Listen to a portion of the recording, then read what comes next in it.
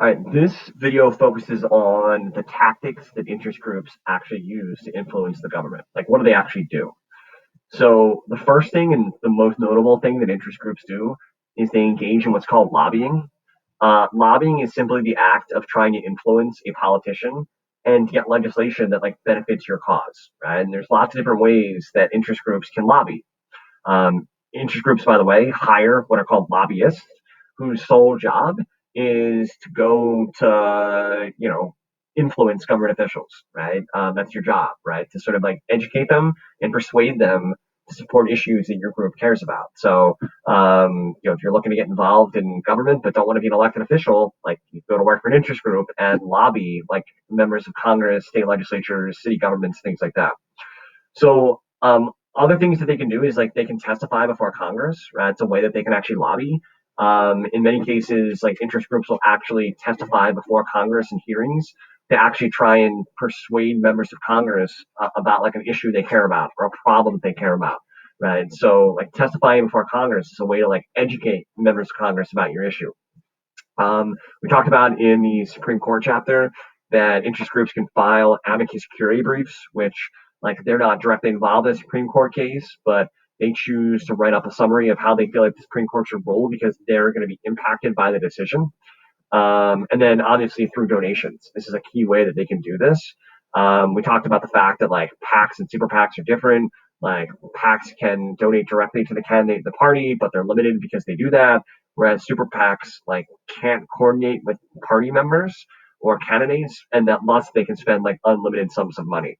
So this is some ways in which they can lobby.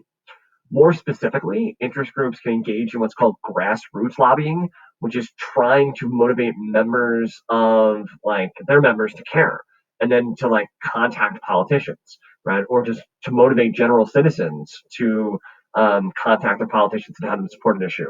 You can often do this through media and commercials. This is an example of the AARP trying to engage in grassroots lobbying. My dad says if you make a promise, you should always keep it. So what about Social Security? What about pensions? Will we keep those promises? And don't even get me started about health care. If we don't do something about health care soon, we're all gonna look pretty silly. I think we can do better. A lot better. Don't you? Join AARP in championing your future and the future of every generation. For ways you can help, visit aarp.org. And again, it's just a simple attempt to motivate citizens to get involved and to put pressure on members of the government. Also, interest groups engage what's called electioneering, or getting out the vote, which is GOTV.